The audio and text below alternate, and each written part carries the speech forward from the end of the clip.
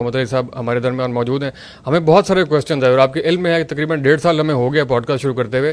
ہمارا جب ارادہ نہیں بھی تھا, ہم جب پوڈ کاسٹ شروع کی, آدھے لوگ تھے کہہ رہے تھے انجینئر صاحب کی پوڈ کاسٹ کب آ رہی ہے, مرزا صاحب کب آ رہے ہیں, اور آدھے لوگ تھے کہ یار وہاں نہ چلے جانا. ابھی ہم نے ارادہ نہیں بھی کیا تھا, اس کے باوجود مرزا صاحب پہلے دن سے ڈسکشن میں ہم نے سمجھا پوڈ کاسٹ کا مطلب شاید جو ہے وہ انجینئر صاحب کے پاس جانا ہے, جہلم جانا ہی ہوتا ہے. اور آپ کو پتہ ہے یہاں پہ آنے کی خاص ایک شرط ہے, شہر بھی چھوڑنا پڑتا ہے. اور ہم بخوشی آج صبح اٹھیں اور ویکینڈ کی قربانی سب نے دی ہے. انجینئر صاحب بہت بہت شکریہ آپ کے وقت کا. جزاک اللہ خیرہ. لا حول ولا قوت الا باللہ. اللہم صلی علی محمد وعلی آل محمد. فوزان بھائی, آپ کو جیلم اکیڈمی میں ویلکم ہے. اللہ کا نام لے کے شروع کریں. جناب بہت شکریہ. بلکہ میں نے جہاں سے بات کی ہے کانٹینٹ کریشن سے, وہیں سے ہم شروع کرتے ہیں. سر میں سوچ رہا تھا, بلکہ آپ کے ساتھی سے پوچھا, اگر یوٹیوب نہ ہوتی اور یہ سلسلہ کانٹینٹ کریشن کا نہ پہ ہوتا تو آپ کا جو سلسلہ ہے وہ بھی یہیں تک ہوتا, یا اس کا کیا مطلب, اس میں جو کانٹینٹ کریشن ہے اس میں کتنا رول ہے دعوت کے اندر؟ ظاہر ہے یہ تو ریڑھ کی ہڈی ہے جی, کیونکہ جن ٹاپکس کو میں نے موضوع بحث بنایا ہے وہ باتیں تو لوگ اپنے گھر میں کرتے ہوئے ڈرتے ہیں کہ دوسرا بھائی کہیں اس کو شہادت کے رتبے پہ فائز نہ کر دے. تو یہ ایک سینسٹیو ٹاپک ہے جس میں لوگ اپنے جو جذباتی رویے ہیں ان کی بنیاد کے اوپر چل رہے ہوتے ہیں, علم کی بنیاد پہ نہیں چل رہے ہوتے. تو یقیناً اگر سوشل میڈیا نہ ہوتا, یوٹیوب نہ ہوتا, تو یہ آواز اس بڑے لیول کے اوپر نہ پھیل سکتی. یہ اللہ تعالیٰ نے اسلام کی نشت ثانیہ کا فیصلہ کیا. ہمیں سمجھ نہیں آتی تھی کہ مسند احمد میں حدیث ہے, نبی صلی اللہ علیہ وآلہ وسلم نے فرمایا قیامت اس وقت تک قائم نہیں ہوگی جب تک کہ میری دعوت دنیا کے ہر گھر میں نہ پہنچ جائے اور لوگ چاہتے ہوئے یا نہ چاہتے ہوئے اس دعوت کو قبول نہ کر لیں. تو اس زمانے میں تو اسے کوئی امیجن نہیں کر سکتا تھا, لیکن آج آپ دیکھیں یوٹیوب کی برکت سے, سوشل میڈیا کی برکت سے ہر گھر تک آپ کی آواز پہنچ سکتی ہے اگر آپ کے اندر دم خم ہے.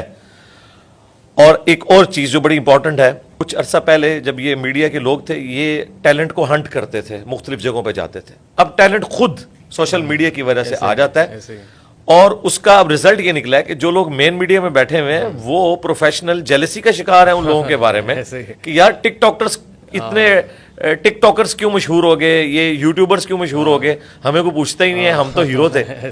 تو اور ان کی جیلسی آپ کو نظر بھی آتی ہے. تو وہ لوگ بھی پوڈ کاسٹ شروع کر رہے ہیں اپنی بہت سے لوگ. اچھی بات ہے. دیکھیں وقت کے ساتھ لرن کرنا چاہیے.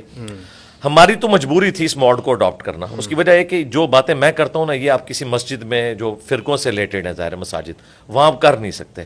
آپ 10 باتیں ان کی مطلب کی کریں گے, ایک ذرا سے ہٹ کے کریں گے, وہ آپ کو 0 سے ملٹیپلائی کر دیں گے.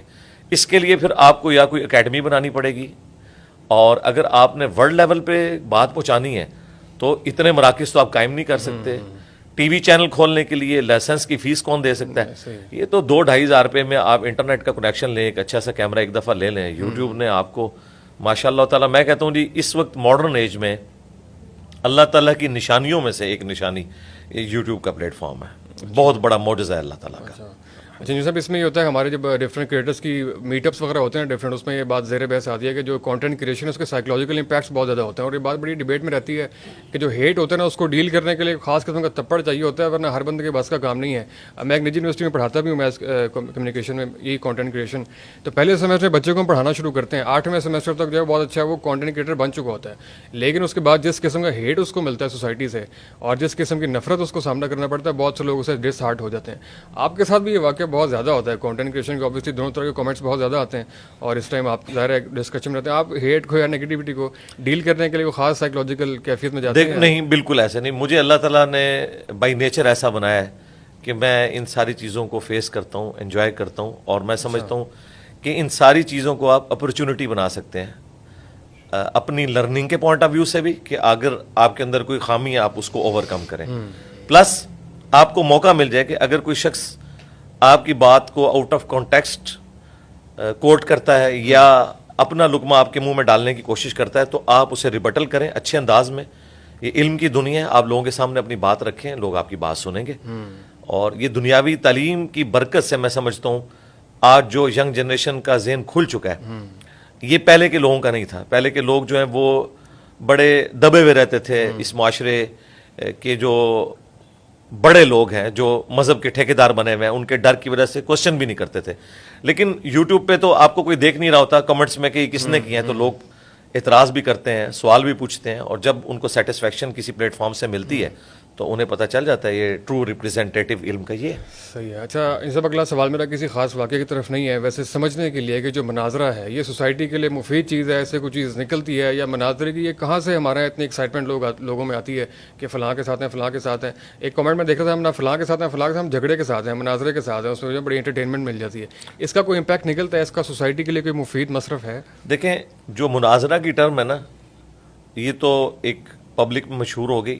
شریعت میں اس کے لیے جو ٹرم یوز ہوئی ہے وہ مجادلہ ہے. مجادلہ. ادع الی سبیل ربک بالحکمہ والموعظۃ الحسنہ وجادلہم باللتی ہی احسن. جدلیات کی ٹرم بھی آپ کو کارل مارکس کی فلسفی میں ملتی ہے. جدل کہتے ہیں علمی جھگڑے کو, اس میں فزیکلی ایک دوسرے کو مارنا نہیں ہوتا بلکہ علمی جھگڑا ہوتا ہے. تو اللہ تعالیٰ نے فرمایا کہ بلاؤ اپنے رب کی طرف, ادع الی سبیل ربک بالحکمہ, حکمت کے ساتھ, والموعظۃ الحسنہ.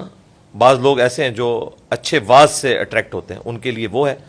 اور جو تیسری کیٹیگری ہے یہ مشکل کام ہے, وجادلہم باللتی ہی احسن, اور مجادلہ کرنا ہے احسن طریقے سے. آپ اس کو سمجھ لیں انگلش میں ڈیبیٹ ورڈ.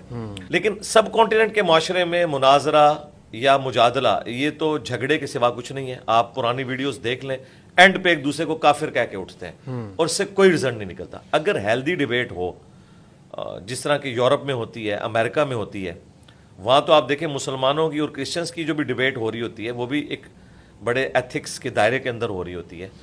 اسی طریقے سے امریکن پریزیڈنٹ جب اپنی کمپین چلاتے ہیں اس میں آپ دیکھیں ایک دوسرے کے آمنے سامنے آ کے گفتگو کرتے ہیں بڑے اچھے طریقے سے. یہ ٹرمپ کو چھوڑ دیں, ایک ایکسیپشنل کیس ہے, ادروائز وہاں پہ بڑی ہیلدی ڈیبیٹ ہوتی ہے. اس طرح کی ڈیبیٹس ہونی چاہیے, لیکن اس کو پھر انشور کرنے والا جو بندہ ہے یا اتھارٹی ہے وہ نیوٹرل ہونی چاہیے.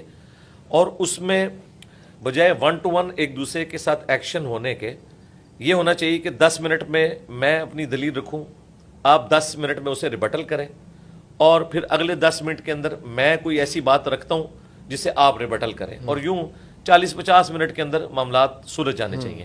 لیکن یہاں مناظرے یا مجادلے کا جو مقصد ہے وہ ایک دوسرے کو نیچا دکھانا ہے, اور اس میں آپ دیکھیں آوازیں بلند ہوتے ہیں, اس طرح بولتے ہیں جیسے مطلب کوئی جنگ میں وہ کھڑے ہوئے.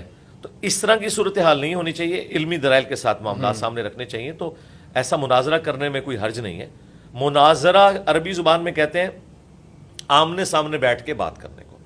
ہمارے ساتھ لوگ جو کرتے ہیں انہیں یہ پتہ ہے کہ علم کی دنیا میں تو وہ ہماری کسی بات کا جواب نہیں دے سک رہے, کیونکہ میں نے تو اپنے دلائل ان کتابوں سے دکھا دیے جو بیسک اہل سنت کی کتابیں ہیں, قرآن ہے, بخاری ہے, مسلم ہے, یہ ان کے مدارس میں پڑھائی جاتی ہیں. اب ان کے پاس جواب ان کتابوں سے تو نہیں ہے.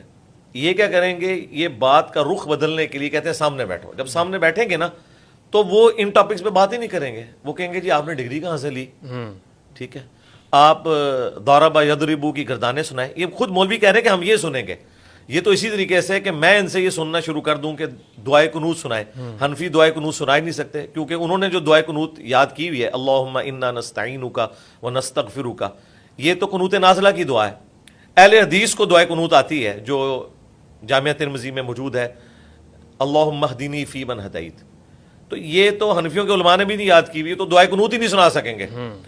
تو یہ تو پرابلم اینڈ پہ کھڑے ہونے والی بات ہے. سلوشن اینڈ پہ یہ ہے کہ جو میرا مقدمہ ہے آپ اس مقدمے کے اوپر مجھ سے بات کریں. یعنی میرا مقدمہ یہ ہے کہ آپ جن بزرگوں کی لیگیسی کو آگے لے کے چل رہے ہیں اور ان کی کتابوں کو آپ ڈیفینڈ کر رہے ہیں, ان کی کتابوں میں واضح طور پر قرآن و سنت کے خلاف تعلیمات موجود ہیں, جو میں نے قرآن و سنت سے دکھا دیا ہے کہ یہ آپ کے بزرگ کہتے ہیں, چشتی رسول اللہ, تھانوی رسول اللہ, قرآن و سنت کی یہ تعلیمات ہیں. اب آپ اسے ویڈیو میں آ کے ڈیفینڈ کریں. ویڈیو میں کیسے ڈیفینڈ کریں, بتائیں کہ قرآن و سنت میں یہ چیزیں ہیں اور وہ آپ کو بھی پتہ ہے کہ کوئی نہیں ہے.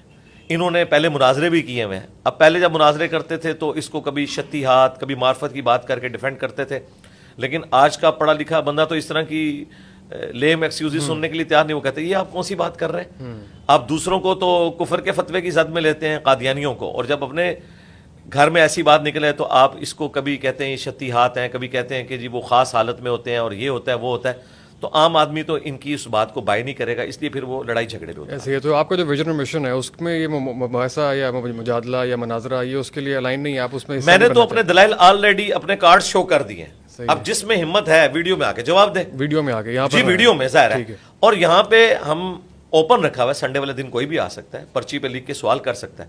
لیکن اگر کوئی شخص کہتا ہے میں نے 1 to 1 بیٹھنا ہے, ٹھیک ہے, پوڈ کاسٹ کے طور پہ تو لوگ آ سکتے ہیں, لیکن اگر وہ 1 to 1 بیٹھنا چاہتے ہیں جس میں وہ کسی ایک فرقے کے نمائندہ بن کے آنا چاہتے ہیں, تو پھر میں نے یہ کہا تھا کہ آپ لوگ تو کروڑوں کی تعداد میں, آپ کے علماء لاکھوں کی تعداد میں, میں ایک سے بات کروں گا, اسے دلائل میں مات دوں گا, تو آپ کے فالوورز کہیں گے کہ یہ تو ہماری نمائندہ شخصیت ہی نہیں ہے, فلاں شخص جو ہے وہ زیادہ ماہر ہے اس فیلڈ کا. تو میں نے اس کا حال یہ سوچا تھا کہ آپ اپنے فرقوں کے جو بڑے ہیں نا, جس طرح بریلویوں کے مفتی منیب الرحمان صاحب ہیں, دیوبند کے تقی عثمانی صاحب ہیں, ان سے ایک ویڈیو اپنے حق میں بنوائیں اور کہیں کہ میں ریپ ہوں اس فرقے کا ان کی جانب سے, اور وہ مجھ سے آ کے بات کر سکتے ہیں. نامینیشن لے کے, ہاں یہ میں نے لکھ کے نہیں ویڈیو میں, کیونکہ لکھی ہوئی چیز تو یہ خود بھی ٹویٹس بھی ڈیلیٹ کر دیتے ہیں. ویڈیو بنائیں, اے آئی کی بنی ہوئی ویڈیو نہ, اوریجنل ویڈیو ہو, تو انشاءاللہ تعالیٰ کوئی بھی آ کے بات کر سکتا ہے. بنیادی عقائد پہ, توحید کے اوپر, ختم نبوت کے اوپر آپ بات کریں, میں تیار ہوں. لیکن میں نے جو کچھ پبلک تک بات پہنچانی تھی وہ پہنچا دی ہے. اچھا, یہ سب کچھ ان کا میرے کیس میں ہے. آپس میں ایک دوسرے سے یہ مناظرے کیوں نہیں کرنے جاتے؟ انہیں پتا ہے کہ قانوناً یہ بین ہے. دوسروں کے جوابات ویڈیوز میں دیتے ہیں, جی قانوناً تو بین ہے, جی بین ہے. اگر کہیں پہ یہ مناظرہ ہو رہا ہے نا, اس وقت اگر پولیس چھاپا مارے تو گرفتار ہو جائیں گے. ہاں, آپ بند کے کمرے میں بیٹھ کے بات کرتے ہیں, بعد میں ویڈیو پہ چڑھ جاتی ہے, پھر وہ پولیس کی ڈومین سے نکل جاتی ہے کیونکہ ایکٹیویٹی ایگزیکیوٹ ہو چکی ہے, وہ پھر ایف آئی اے سے متعلق ہے, اور اس میں ظاہر ہے کہ اگر کوئی ایسی چیز نہیں ہے تو اس کے اوپر وہ گرفت نہیں کرتے. تو آپس میں تو یہ نہیں کرتے کہ جی کبھی دیوبندی جو ہیں وہ بندے اکٹھے کر کے بریلویوں کے مدرسے کے باہر چلے جائیں کہ نکلو مناظرہ کرو. میرے ساتھ اس لیے کرتے ہیں کہ وہ بیسیکلی وہی جو موب چڑھانے کی ایک سائیکی ہے, کسی کو یعنی ونریبل کر دینا, اس کے بارے میں کبھی اسے بولنا مرزا جونیئر. اب آپ دیکھیں کتنا خطرناک کھیل ہے. یہ بول کے وہ یہ بتانا چاہتے ہیں وہ غلام احمد قادیانی بھی مرزا تھا نا, اسے کہتے ہیں سینئر ہے, یہ جونیئر ہے, تاکہ کوئی ممتاز قادری, کوئی غازی علم الدین اس کے اوپر چڑھ دوڑے. تو میں تو اس طرح کی چیزوں سے ڈرتا نہیں ہوں. میں نے آج بھی پورا نیریٹو دیا, 2 گھنٹے کے اندر میں نے ان کی طبیعت صاف کر دی ہے کہ اللہ کے بندو, علمی دلائل میں آپ ہمارا مقابلہ نہیں کر سکتے. اگر شوق ہے تو آپ جواب دیں ویڈیو. Fair enough. میں اگلا سوال نہیں کروں گا, وہ کسی اور طرف چلی جائے گی. میں یہ پوچھنا چاہتا ہوں یہاں پہ کہ ہم سب نے اللہ کے حضور پیش ہونا ہے, تو آپ روزے محشر آپ اپنی سب سے بڑی اچیومنٹ کیا سمجھتے ہیں؟ آپ کون سا عمل اللہ کے حضور سب سے پہلے پیش کرنا چاہیں گے ہماری یہ اللہ تعالیٰ اچیومنٹ ہے؟ ایک ہی عمل کہ ہم نے لوگوں کو بابوں کی بجائے کتابوں سے جوڑا ہے, اور کتابیں اس شخصیت کی تعلیمات جس کی قبر مدینے میں ہے صلی اللہ علیہ وآلہ وسلم. ہم نے کسی فرقے کی دعوت نہیں دی, بلکہ نبی صلی اللہ علیہ وآلہ وسلم نے حجۃ الوداع کے موقع پہ فرمایا تھا, المستدرک للحاکم میں حدیث موجود ہے, اپنے بعد 2 چیزیں چھوڑ کے جا رہا ہوں, ایک اللہ کی کتاب ہے, دوسرے اس کی نبی کی سنت. اور غدیر خم کے موقع پہ فرمایا تھا کہ اللہ کی کتاب ہے, اس میں ہدایت ہے, اس میں نور ہے, تم اسے پکڑو, اس کے ساتھ اپنا تعلق مضبوط کرو, یہ اللہ کی رسی ہے, جو اسے پکڑے گا ہدایت پہ ہوگا, جو چھوڑ دے گا گمراہ ہوگا. اور دوسری بھاری چیز میرے اہل البیت ہیں, ان کے معاملے میں میں تمہیں اللہ کا خوف دلاتا ہوں. تو ہم نے لوگوں کو کتاب اللہ سنت کے ساتھ جوڑا ہے, اہل البیت کے ساتھ جوڑا ہے, ان تعلیمات کے ساتھ جوڑا ہے جو کامن تھی ہماری. اگر میں نے کوئی اپنی کتاب لکھ کے کسی کو تھمائی ہوتی تو کوئی کہہ سکتا تھا کہ یہ اس کی تعلیمات ہیں. یہ وہی کتابیں ہیں جو صدیوں سے مسلمانوں کے ہاں اسٹیبلشڈ ہیں, اہل سنت کی مین اسٹریم کی کتابیں, قرآن کے بعد بخاری, مسلم, ابو داؤد, ترمذی, نسائی, ابن ماجہ. میں نے لوگوں کو بکش مسلمان بنایا بجائے ایک ٹریڈیشنل مسلمان کے جو اپنے فرقوں کی لیگیسی کو لے کے چل رہے ہیں. اور فرقوں میں اتنا اختلاف ہے کہ ایک دوسرے کو یہ کافر سمجھتے ہیں. ہم کسی کو کافر نہیں سمجھتے, ہم علمی اختلاف کرتے ہیں, نمازیں ساروں کے پیچھے پڑھتے ہیں, چندے سب کو دیتے ہیں, اپنی کوئی مسجد نہیں بنائی, کوئی چندہ بک نہیں بنائی, کوئی مدرسہ نہیں بنایا, کوئی فرقہ لانچ نہیں کیا. کہا یہ ہمارے بھائی ہیں. لیکن بریلویوں کو یہاں غلطی لگی ہے, اہل حدیث کو یہاں غلطی لگی ہے, دیوبند کو یہاں غلطی لگی ہے, اہل تشیع کو یہاں غلطی لگی ہے, وہ اپنی اصلاح کریں. قادیانیوں کو میں کافر سمجھتا ہوں, اس کے باوجود ان کی پرسیکیوشن کا قائل نہیں ہوں, علمی طریقے سے اپنی بات ان کے سامنے رکھتا ہوں. کئی قادیانیوں نے بھی اسلام قبول کیا. بالکل صحیح ہے. اچھا صاحب, آپ جیسے فرمایا کہ یہ جو فرقہ وارانہ مسائل ہیں یہ صدیوں سے موجود ہیں, ان کی کتابوں کے اندر بھی اور بہت سارے مسائل. تو کیا ضروری ہے کہ ہم مطلب سوئے ہوئے جن کو لات مار کے ان کو جگائیں اور گلی گلی میں بحثیں شروع ہوں, جس طرح کہ بہت سی جگہوں پہ ہوتی بھی ہے, ہم مشترکات پہ اکٹھے کر کے یا آگے چلنے کے حساب سے جو گریٹر پرپز ہے اس کے اوپر چلنا زیادہ مفید نہیں رہے گا؟ میں اس کے ساتھ ایگری کرتا ہوں, لیکن مشترکات ہماری کیا ہوں گی؟ دیکھیں یہ تو قرآن کی دعوت ہے جو آپ کہہ رہے ہیں. سورہ آل عمران کی آیت نمبر 64 ہے, قل یا اہل الکتاب تعالوا الی کلمۃ سواء بیننا وبینکم الا نعبد الا اللہ. آؤ اے اہل کتاب, جیوز اور کرسچنز, ہم اکٹھے ہو جاتے ہیں اس بات کے اوپر جو تم میں اور ہم میں کامن ہے. یعنی اللہ تو کہہ رہا ہے کہ مسلمز, جیوز اور کرسچنز بھی کامن ٹرم کے اوپر اکٹھے ہوں. وہ کیا ہے کہ عبادت اللہ کے سوا کسی کی نہیں کرنی, اللہ کے ساتھ کسی